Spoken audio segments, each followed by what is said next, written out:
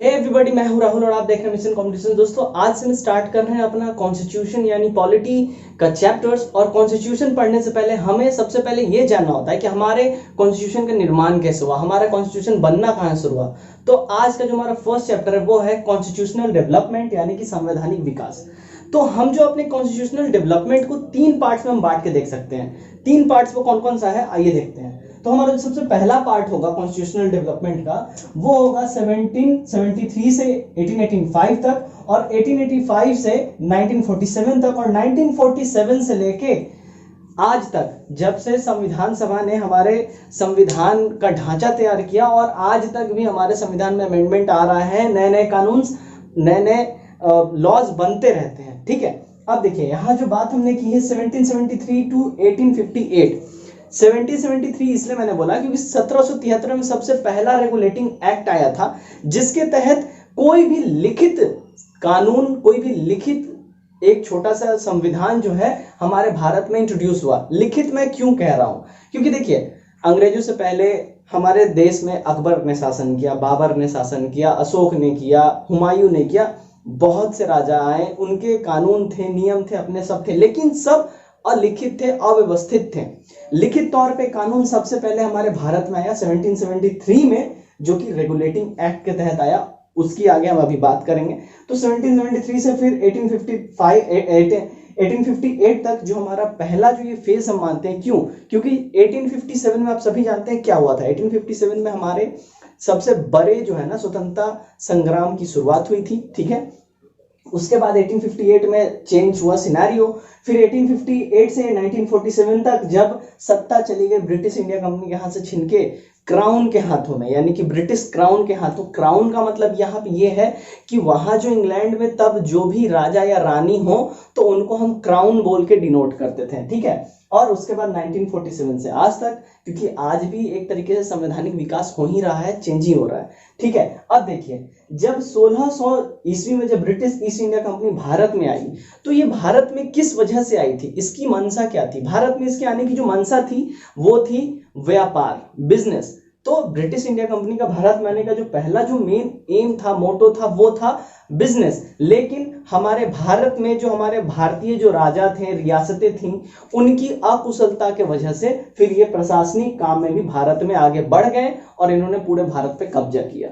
History में इसके बारे में आप ब्रीफ में पढ़ेंगे, हिस्ट्री का भी हमारा सेशन स्टार्ट होने वाला है, बहुत ब्रीफ में पढ़ेंगे। फिलहाल हम, चूंकि ऐसा है कि कॉन्स्टिट्यूशन का हम मेकिंग पढ़ रहे हैं, कैसे हमारे संविधान का विकास हुआ, तो उसमें थोड़ा सा हिस्ट्री भी हमें समझना बहुत जरूरी है। आगे बढ़ते हैं। अब हमारा आया जब 1757 में जब प्लासी का युद्ध हुआ। 1757 में जब प्लासी का युद्ध हुआ, अंग्रेज जब प्लासी का युद्ध जीत गए, उसके बाद लगभग 90% सिनारियो सब कुछ चेंज हो गया और अंग्रेजों ने जो है अब व्यापार के साथ साथ भारत पे सत्ता भी ये लोग करने लगे और बंगाल पे इनका पूर्ण रूप से अधिकार हो गया प्लासी युद्ध जीतने के बाद। फिर 1773 का आया पहला, ये जो है पहला रेगुलेटिंग एक्ट आया 1773 का। इस एक्ट में ये जो है ना पहला कोई लिखित कानून है, जैसा मैंने पहले ही बताया है। देखो कानून यहाँ पे लिखा आया। ठीक है, अब देखिए हुआ ये जब 1600 ईस्वी में जब ब्रिटिश ईस्ट इंडिया कंपनी जब वहां पे, तभी एलिजाबेथ फर्स्ट थी वहां की क्वीन, जब वहां पे गई, उन्होंने एलिजाबेथ से परमिशन मांगा व्यापार का। तो ईस्ट इंडिया में जो है उनको व्यापार के लिए एलिजाबेथ ने परमिशन दिया और सिर्फ 15 साल का परमिशन उन्होंने दिया था। ठीक है, तो जब उन्होंने 15 साल का परमिशन दिया तो हुआ क्या था, जब उनको परमिशन मिला तो उसके बाद एलिजाबेथ ने, और वहां का जो संसद है, क्योंकि वहां पे ब्रिटेन में बहुत पहले से संसदीय ढांचा, संसदीय प्रणाली विकसित है, तो वहां पे संसद, हाउस ऑफ कॉमन्स और हाउस ऑफ लॉर्ड्स पहले से वहां थी। तो वहां पे हाउस ऑफ पार्लियामेंट जो वहां पे है उनमें सीओडी यानी कि कोड ऑफ डायरेक्टर्स, इसकी नियुक्ति हुई। ये 15 सदस्यीय एक समिति थी जो कि ब्रिटिश ईस्ट इंडिया कंपनी के सारे कामकाज, लेखा जोखा, नियुक्तियां सब ये देखती थी। कौन? सीओडी यानी कोड ऑफ डायरेक्टर्स। तो उस समय जो था ना, इनका जो है 1 वर्ष का ये टेन्योर था सीओडी यानी कोड ऑफ डायरेक्टर्स का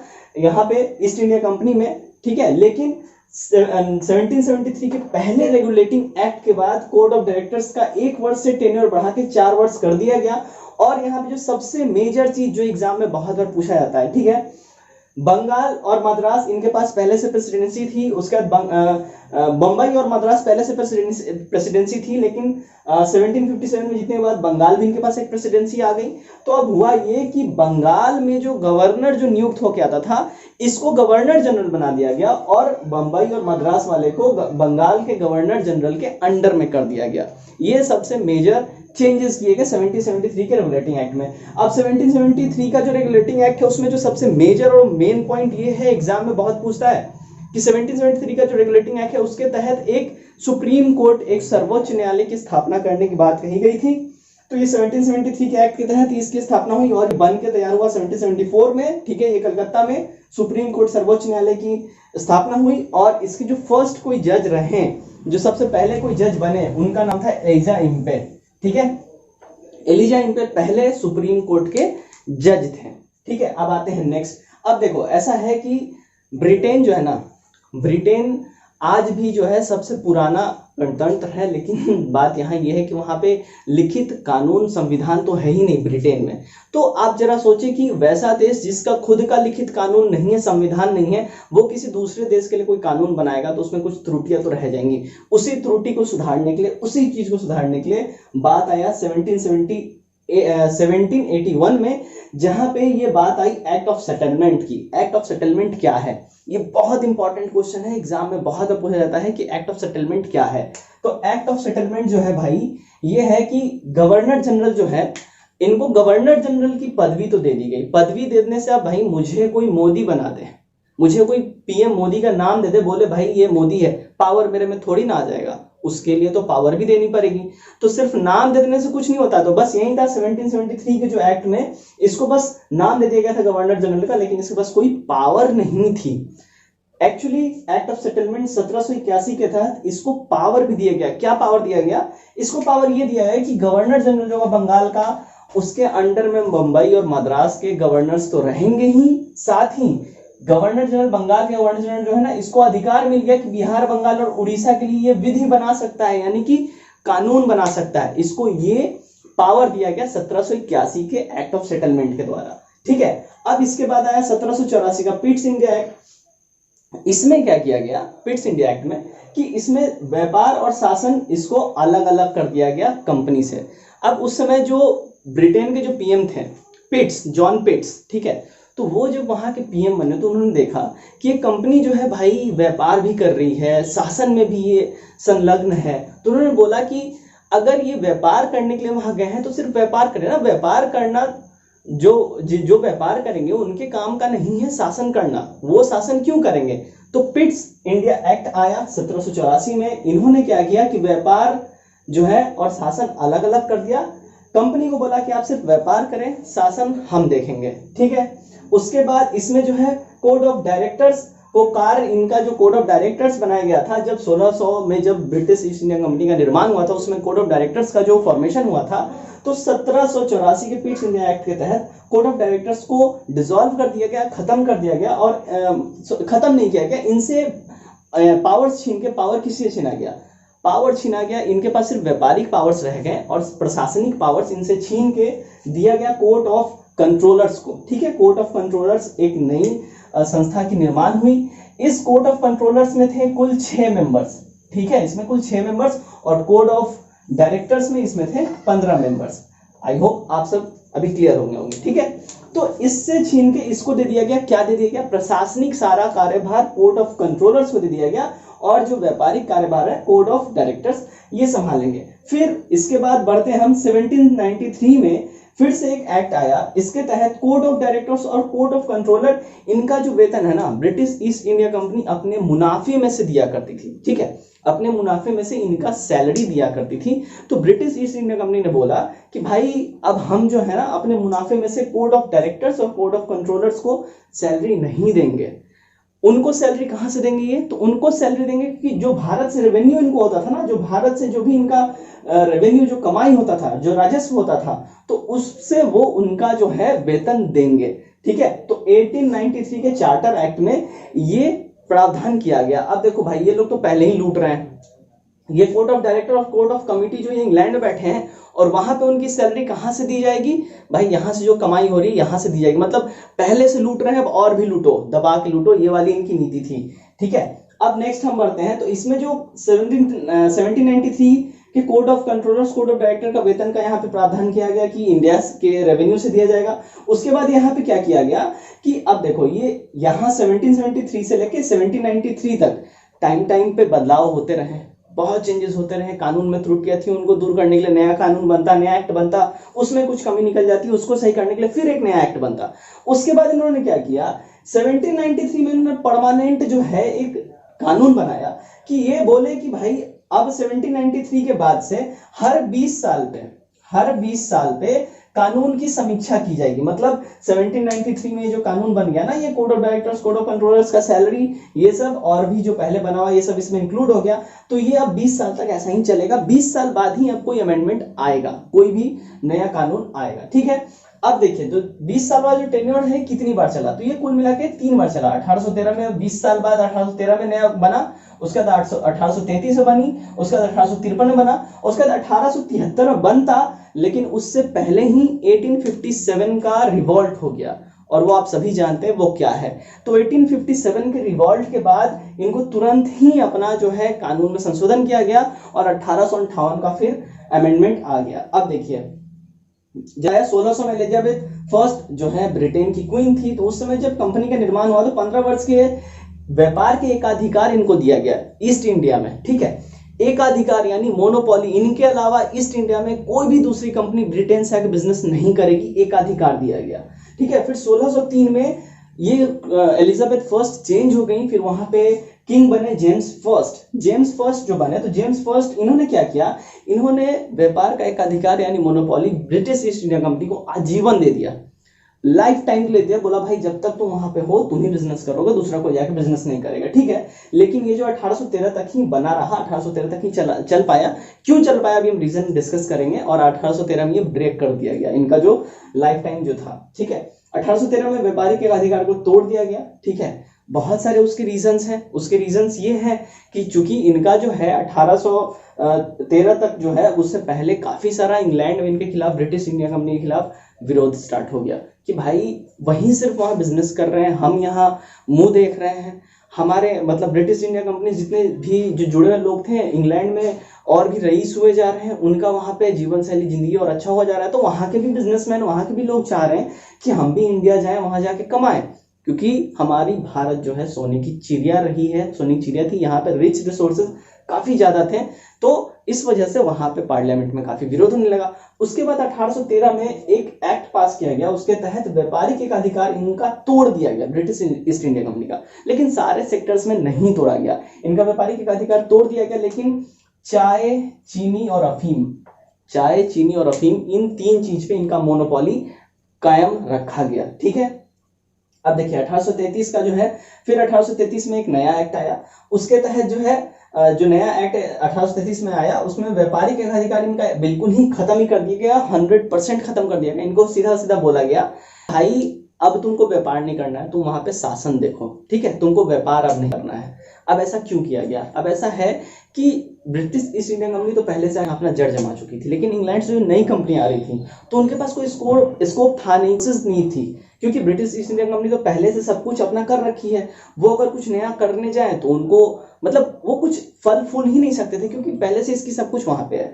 तो ऐसे में ब्रिटेन की नई कंपनियां, उन्होंने कपास का बिजनेस का जरिया ढूंढा। यहाँ से कपास यानी कि रॉ मटेरियल कपास का इंग्लैंड लेके जाते हैं, वहां से कपड़े लेके आते हैं और यहाँ बेचते हैं। तो उसके बाद जो है 1813 के बाद से तो बिल्कुल ही हमारा इंडस्ट्री, हमारा आर्ट एंड कल्चर, हथकरघा, हर कुछ डिस्ट्रॉय हो गया, सब कुछ खत्म हो गया, ठीक है। उसके बाद जो 1833 का जो व्यापारिक अधिकार जो है ये छीन लिया गया और इनको कहा गया आप शासन चलाइए, ठीक है। उसके बाद यहाँ से सरकार का नाम बदल दिया गया। पहले क्या कहा जाता था कि कंपनी की सरकार ही है, British east India company government ये बोला जाता था। उसके बाद यहाँ पे सबसे पहली बार यहाँ पे नाम लिया गया भारत सरकार, ठीक है। सबसे पहली बार ये क्वेश्चन भी आया है कि भारत सरकार जो है कब सबसे पहला बार यूज किया अंग्रेजों ने, ठीक है। तो ये 1833 के रेजोल्यूशन के बाद, एक्ट के बाद ये सबसे पहला बार भारत सरकार नाम यहाँ पे दिया गया, ठीक है। नेक्स्ट हमारा है 1853 का जो चार्टर अधिनियम आया, ये बहुत इंपॉर्टेंट है। इसी अधिनियम की वजह से हम और आप आज आमने सामने हैं। आप मेरी वीडियो देख रहे हो, क्लास ले रहे हो और आप कॉम्पिटिटिव एग्जाम्स की तैयारियां कर रहे हो। यस, 1853 में जो है 1853 चार्टर अधिनियम के तहत भर्ती परीक्षाओं का शुभारंभ किया गया। 1853 के चार्टर अधिनियम के द्वारा, ठीक है, कॉम्पिटिटिव एग्जाम का शुभारंभ किया गया। और इसमें 1857 में उसके आगे बढ़ते हैं तो 1857 में जो है ये काफी संघर्ष के बाद ब्रिटेन के सम्राट ने शासन व्यवस्था अपने हाथ में ले ली। हुआ क्या, 1857 का जो संघर्ष हुआ था ना 1857 का, तो इसमें जो संघर्ष हुआ तो वहां पे ब्रिटेन के राजा काफी निराश हो गए। कंपनी ने सही तरीके से टैकल नहीं किया और कंपनी काफी जगह पराजित हो गई। उसके बाद ब्रिटेन के जो क्राउन है, ब्रिटेन के जो राजा हैं, उन्होंने शासन व्यवस्था अपने हाथ में ली। तो ब्रिटेन के राजा अपने शासन व्यवस्था अपने हाथ में लेंगे, इसका मतलब क्या, वो थोड़ी आके चलाएंगे, नहीं, वहां पे पार्लियामेंट अपने शासन व्यवस्था हाथ में लेने के बाद, लेने का मतलब कि वहां की गवर्नमेंट अब सब कुछ टैकल करेगी, ठीक है। तो वहां पे गवर्नमेंट ने टैकल किया। और ये बहुत बार एक क्वेश्चन बहुत बार पूछा गया, बहुत बार, कि 1857 में जो है 1857 में जब ये रिवॉल्ट हुआ था, जब ये संग्राम हुआ था 1857 का, उस समय पीएम कौन थे, ठीक है। तो पाम सल्टन थे वहां के पीएम 1857 में ब्रिटेन के। और जब 1857 में रिवॉल्ट खत्म हो गया तो उनका उसके बाद ये हो गया था, इस्तीफा हो गया था। उसके बाद जॉन डर्की वहां के फिर पीएम बने। ये क्वेश्चन बहुत बार पूछा गया है। अब 1857 क्रांति के बाद 1858 का जब भारत शासन अधिनियम आया, तो 1858 का जो भारत शासन अधिनियम आया, तहत जो है ब्रिटेन के संसद में एक पद बनाया गया। उस पद को कहा गया भारत मंत्री। और उस भारत मंत्री को असिस्ट करने के लिए 15 सदस्यीय एक कमिटी बनाई गई, ठीक है। अब देखिए, अब ऐसा है कि वो तो ब्रिटेन में वो पद बनाया गया मंत्री का, और उसको असिस्ट करने के लिए 15 और सदस्य उसके साथ जोड़ दिए गए। लेकिन भाई हमको शासन तो भारत में करनी थी, तो भारत में जो शासन करनी थी तो उन्होंने अपने भारत में शासन करने के लिए एक वहां पे एक प्रतिनिधि को नियुक्त किया। प्रतिनिधि किसे नियुक्त किया उन्होंने, तो प्रतिनिधि के रूप में उन्होंने नियुक्त किया वायसराय को। तो वायसराय का एक पद बनाया गया भारत में, जो कि ब्रिटेन का जो भारत मंत्री था और वहां का क्राउन, उसका ये प्रतिनिधि के तौर पर भारत में काम करता था, एजेंट के तौर पर, ठीक है। और जो भारत का पहला कोई वायसराय बना है वो लॉर्ड कैनिंग बना है, और लास्ट गवर्नर जनरल भी लॉर्ड कैनिंग ही रहा है। ये एग्जाम में बहुत बार पूछा जाता है कि भारत का जो पहला वायसराय कौन था और आखिरी गवर्नर जनरल कौन था, तो ये था लॉर्ड कैनिंग। काफी बार ये एग्जाम में क्वेश्चन पूछा गया, तो ये हमेशा ध्यान रखेंगे। इसके आगे मूव करते हैं हम। फिर वायसराय जो है ये भारत में, जैसे कि मैंने बताया कि भारत में जो भारत मंत्री ब्रिटेन में जो भारत मंत्री था उसके लिए और क्राउन के लिए भारत में काम करता था, ठीक है। अब देखिए यहाँ से जो है, यहाँ से क्या हुआ कि यहाँ से हम इंडियंस को सिटीजनशिप मिली। इससे पहले जब तक कंपनी का शासन था, तो कंपनी का शासन जब था ना, तो हमें वो अपना सिटीजन मानते ही नहीं थे, हम सिटीजन नहीं थे, उनके लिए बस एक इनकम का हम जरिया थे, सोर्स थे। हमको वो नागरिक मानते ही नहीं थे, ना वो भारत के नागरिक मानते थे और ना ही वो ब्रिटेन के मानते थे। लेकिन 1858 का जो भारत शासन अधिनियम आया, उसके तहत सबसे पहली बार भारतीयों को नागरिकता दी गई। ब्रिटेन क्राउन का इन्हें नागरिक कहा जाने लगा, पहली बार नागरिकता मिली। तो यह भी क्वेश्चन बहुत बार पूछा गया है कि सबसे पहली बार नागरिकता जो है किस अधिनियम के तहत मिला, तो भारत शासन अधिनियम 1858 के तहत सबसे पहली बार हमें जो है सिटीजनशिप, भारत की नागरिकता, भारतीयों को नागरिकता मिली। और किसकी नागरिक बुलाया जाने लगा, तो ब्रिटिश क्राउन का नागरिक इन्हें बुलाया जाने लगा, हमें बुलाया जाने लगा, ठीक है। इसके बाद आता है, देखिए 1858 का जो है ये जब आया भारत शासन अधिनियम, तो इसको जो लागू किया गया, ये 1 नवंबर 1858 को ये लागू किया।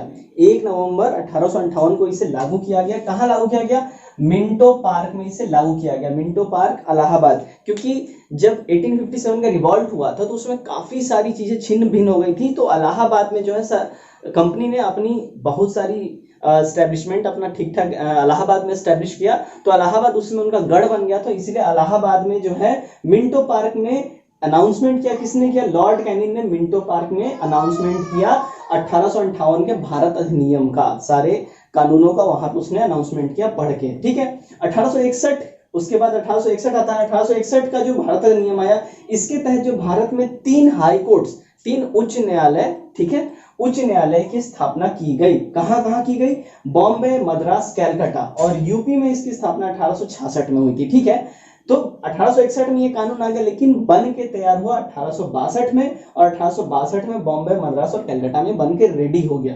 फिर आता है 1909 का मार्ले मिंटो अधिनियम। मार्ले मिंटो अधिनियम ये बहुत ही बोलते हैं ना, यहाँ से हर एक सिनारियो, हर एक चीज चेंज हो गया। क्यों चेंज हो गया, 1805 में बंगाल का विभाजन हुआ। और उसके बाद 1806 में मुस्लिम लीग का गठन हुआ। तो 1806 में जो मुस्लिम लीग का गठन हुआ, तो मुस्लिम लीग का गठन के बाद जो है वो अलग अपने निर्वाचन मंडल और अलग देश का ही मांग, वो लोग बहुत चीजें हैं, अलग देश की मांग तो काफी बाद में करने लगे, लेकिन अलग निर्वाचन मंडल, और वो बोलने लगे कि हम मुस्लिमों को भी अपनी एक पहचान मिलनी चाहिए। तो और अंग्रेजों को क्या चाहिए, उनको डिवाइड एंड रूल की पॉलिसी वो तो पहले से अपनाते थे, और मुस्लिम लीग का ये जो डिमांड था उसके बाद उनकी आंखों में चमक आ गई। तो उन्होंने लाया 1909 का मार्ले मिंटो अधिनियम। इसके तहत एक पृथक निर्वाचन मंडल का गठन किया गया, सिर्फ मुस्लिम्स के लिए, मुस्लिम के लिए अलग निर्वाचन मंडल का गठन किया गया। उसके बाद जो है 1919 में जो है, अब यहाँ समझिए, पहले 1909 में जो मार्ले मिंटो अधिनियम आया, इसके तहत जो अलग पृथक निर्वाचन मंडल का जो गठन किया गया, तो इसके तहत काफी ज्यादा प्रोटेस्ट हुआ। कांग्रेस पहले इस चीज को नहीं मान रही थी, बाद में चूंकि सरकार का यह अधिनियम आ गया तो उसे ही मानना पड़ा कांग्रेस, बट इसको स्टार्टिंग में नहीं मान रही थी, ठीक है। और इस वजह से काफी प्रॉब्लम्स, दंगे, राइट्स, बहुत सारा प्रॉब्लम हुआ। तो उसके बाद 1919 में ब्रिटिश ने, अंग्रेजों ने क्या सोचा कि भाई हम ऐसे ही इनको तोड़ के राज कर सकते हैं। तो उन्होंने 1909 में इसको और बढ़ाया, जो 1919 में इनको और बढ़ाया, जो 1909 में जो पृथक निर्वाचन मंडल आया था, तो 1919 में इन्होंने क्या किया कि पृथक निर्वाचन मंडल को और एक्सपैंड कर दिया। एक्सपैंड क्या किया, क्रिश्चियन के लिए अलग, सिख के लिए अलग, बुद्धिस्ट के लिए अलग, सबके लिए अलग अलग निर्वाचन मंडल का इन्होंने गठन कर दिया, ठीक है। उसके बाद इन्होंने क्या किया, 1919 में इन्होंने विधायिकी व्यवस्था का भी आरंभ किया। विधायिकी व्यवस्था में इन्होंने द्विसदनीय व्यवस्था का आरंभ किया, और जो द्विसदनीय व्यवस्था आरंभ जो इन्होंने किया, तो उस समय राज्य परिषद और विधानसभा के नाम से जाना जाता था। तो पहले ये क्वेश्चन पूछा जा चुका है कि जब द्विसदनीय विधायिका का जब जो शुरुआत हुई, तो उस समय जो है दोनों सदनों को किस नाम से जाना जाता था, तो राज्य परिषद और विधानसभा इस नाम से जाना जाता था, जो कि आज है ये लोकसभा और ये राज्यसभा, ठीक है। अब देखिए 1935 भारत सरकार अधिनियम, 1935 भारत शासन अधिनियम, ये जब आया, इसको मिनी कॉन्स्टिट्यूशन कहते हैं। मिनी कॉन्स्टिट्यूशन ऐसे ही नहीं कहते हैं, बहुत सारा रीजन है इसके पीछे इसको मिनी कॉन्स्टिट्यूशन कहने का, क्योंकि 1935 जो है ना हमारा बेस बना। जब हम कॉन्स्टिट्यूशन बनाते हैं तो हमारे कॉन्स्टिट्यूशन बनाने के टाइम में ये हमारा बेस बना, बहुत सारी चीजें हमने यहाँ से लिया, बहुत सी चीजें हैं, क्योंकि ये कॉन्क्रीट, क्योंकि इससे पहले बहुत सारी चीजें, बहुत सारे सुधार हो चुके थे संविधान में। 1935 और रिफाइंड होके आया, तो यहाँ से हमने बहुत सारी चीजें ली हैं। ये इसको मिनी कॉन्स्टिट्यूशन ऐसे ही नहीं कहा जाता। आप यहाँ बस एक चीज समझ सकते हो, इसमें जो है 321 धाराएं थी। 1935 भारत शासन अधिनियम में 321 धाराएं थी, 14 भाग था और 10 परिशिष्टियां थी इसमें। तो आप समझ सकते हो ये कितना ब्रीफ और कितना डिटेल में था, इसलिए हम इसको मिनी कॉन्स्टिट्यूशन भी कहते हैं। तो फ्रेंड्स, आज की क्लास में बस इतना ही। अगली बार मिलेंगे तो अब हम 1935 को और डिटेल में डिस्कस करेंगे, क्योंकि एक क्लास में 1935 नहीं खत्म होने वाला है, क्लास काफी लंबा चल गया है। तो आज के लिए बस इतना ही, अगली बार मिलते हैं नेक्स्ट वीडियो के साथ। Till then take care and bye bye.